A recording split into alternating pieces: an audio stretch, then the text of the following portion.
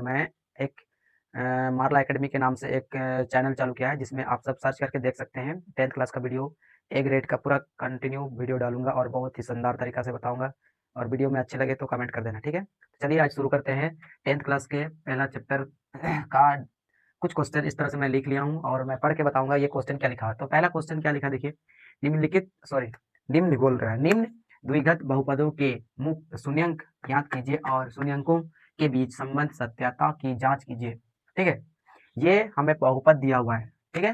क्या दिया हुआ है, ये चीज दिया हुआ है, बहुपद, ठीक है। हमें पता करना है कि ये शून्यंक है या नहीं है, ठीक है। तो सबसे पहले तो मैं कहना चाहूंगा कि बहुपद और समीकरण की जांच कैसे करें। दोनों इसी तरह से दिया हुआ रहता है, सेम टू सेम, ठीक है। समीकरण का दिया हुआ रहता है इस तरह से, देखिए।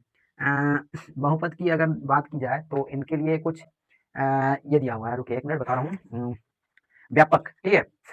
ये जो बहुपदों का व्यापक किस तरह से होता है, ये हम लिख दे रहा हूँ, सॉरी, अरे डस्टर की तरफ दे। बहुपद का व्यापक,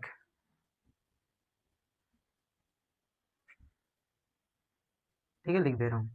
बहुपद का, सो दोनों बार व्यापक लिख देना। व्यापक किस तरह से होता है, इस तरह से होता है, ए एक्स का square plus B X plus C, इस तरह से होता है। अगर समीकरण बोल रहा है, समीकरण, बहुपद समीकरण द्विघात बहुपद है, ठीक है। द्विघात समीकरण हो जाएगा, ये बहुपद है, ये अगर समीकरण हो जाता है तो इसका आगे जीरो लग जाता है, ठीक है। तो इस तरह से ये बनता है। तो चलिए मैं इसी फॉर्मूला के अनुसार मैं इसे बना देता हूँ, ठीक है। तो चलिए फटाफट से इसको बना लेते हैं। तो किस तरह बनाएगा, सबसे पहले हम लोग द्विघात बहुपद को निकालने के लिए क्या करना है, गुणनखंड का उपयोग करते हैं, ठीक है। गुणनखंड का उपयोग करते हैं। तो गुणनखंड का उपयोग किस तरह से करेंगे, ये जो लास्ट वाला है और फर्स्ट वाला के साथ आपस में मल्टीप्लाई करेंगे, ठीक है। जब ये दोनों गुना करेंगे ना तो हो जाएगा तुम्हारा 8x², ठीक है। अब ये 8x² को ऐसे संख्या से तोड़ेंगे जिसको गुना करने पर 8x² आना चाहिए और गुना जोड़ने पर, सॉरी हाँ, जोड़ने पर या घटाने पर -2x आना चाहिए। किस लिए 2x आना चाहिए, 2x ये वाला है, ये वाला 2x आना चाहिए, ठीक है। तो अगर गाइस आप सभी को ये समझ में नहीं आ रहा है तो कृपया फिर से वीडियो रिप्ले करके देख सकते हैं, ठीक है। तो इस तरह से इसे बनाएंगे। चलिए आगे बढ़ते हैं। तो देखिए ये 2x हमको लाना है, ठीक है। यहाँ 8x इन दोनों को गुना करने पर आ जाएगा, हमको इसका बीच का संख्या को बराबर करना है। तो इसके लिए चलिए आगे बढ़ते हैं। तो ये x² है, इसको ऐसे ही लिखेंगे, ठीक है। देखो 8x हम ऐसे भी तोड़ सकते हैं, ठीक है, माइनस प्लस करके, ठीक है, ऐसे देखो, ठीक है। अगर इसको माइनस रखेंगे तो क्या हो जाएगा, ये दोनों आपस में घट जाएगा, ठीक है। लेकिन इन दोनों को गुना करेंगे तो 8x और इसको गुना करेंगे तो स्क्वायर, 8x² हो जाएगा, ठीक है। इसका मतलब ये सही है, ठीक है। इसको ही उतारते हैं फटाफट से, जल्दी से पता चल जाता है यार, थोड़ा थोड़ा हो जाता है, ठीक है। एक्स माइनस ये 8 है तो इस 8 को यहाँ लिख दो, ठीक है। इसके बीच में ये दो संख्या लाए और ये दोनों के लिए इसको जैसे कि तैसे लिख दिए, क्योंकि इसके बराबर लाना था इसीलिए, ठीक है। चलिए आगे बढ़ते हैं फटाफट से। तो ये x² हमने इसको क्या करते हैं, कॉमन लेते हैं। कैसे कॉमन लेंगे, इसके बारे ये जो फॉर्मूला में बैठा के लिखा हुआ है इसको हम लोग तोड़ेंगे। x गुना x, देखिए ये x को इसके साथ गुना करेंगे तो इसके बराबर हो जाएगा, ठीक है। उसके बाद घटाओ है तो घटाओ। उसके बाद 4 है, देखिए 4 को हम कितना तोड़ सकते हैं, 2 से, है ना। गुणनखंड करेंगे तो 2 से तोड़ सकते हैं ना, अगर इसका हम कॉमन लेंगे तो 2 गुना 2 गुना, फिर ये x है साथ में जुड़ा हुआ था x, देखो इसमें एक बार करके देख रहे कैसे होता है। 2 गुना 2 दूनी 4, 4 गुना x, 4 हो गया।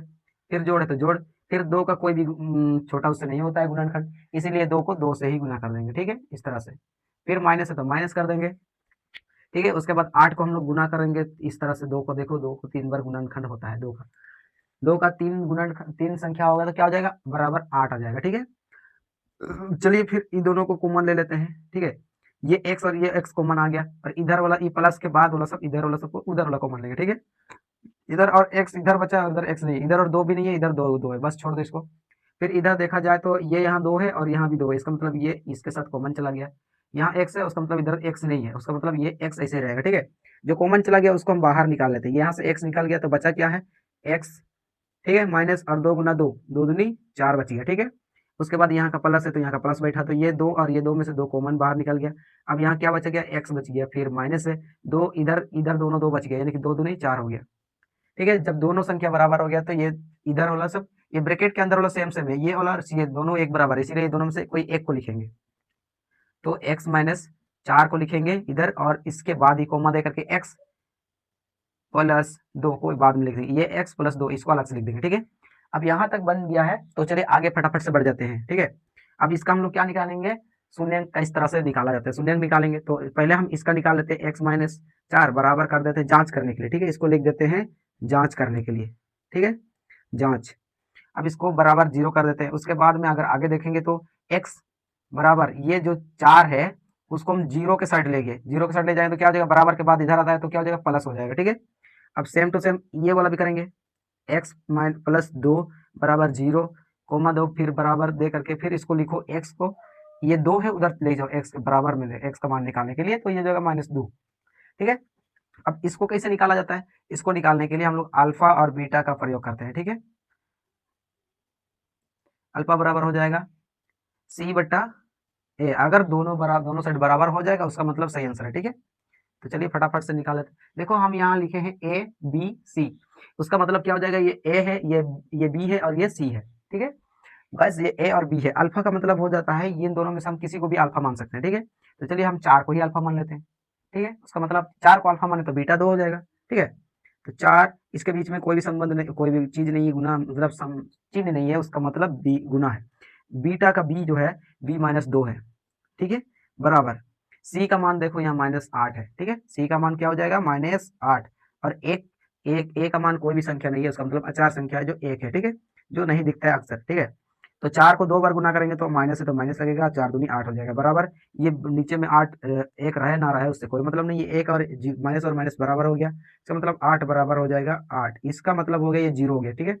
ये भी कट जाएगा, ये भी कट जाएगा, उसका मतलब बचेगा 0, इसका मतलब ये क्या हो गया, सत्यांक की जांच किया गया वो सही में शून्यांक है, ठीक है, शून्यांक है, इस तरह से शून्यांक है, लिख दो, खत्म। ये रहा आंसर कंप्लीट। तो गाइस कैसा लगा वीडियो, अगर अच्छा लगा हो तो चैनल को सब्सक्राइब करें और वीडियो को लाइक करें और कमेंट करें और ज़्यादा से ज़्यादा लोगों तक शेयर करें ताकि हमारा भी वीडियो कहीं कहीं दूर दूर तक चला जाए और सभी भी स्टूडेंट के लिए सहायता मंद हो जाए, ठीक है। धन्यवाद, शुक्रिया।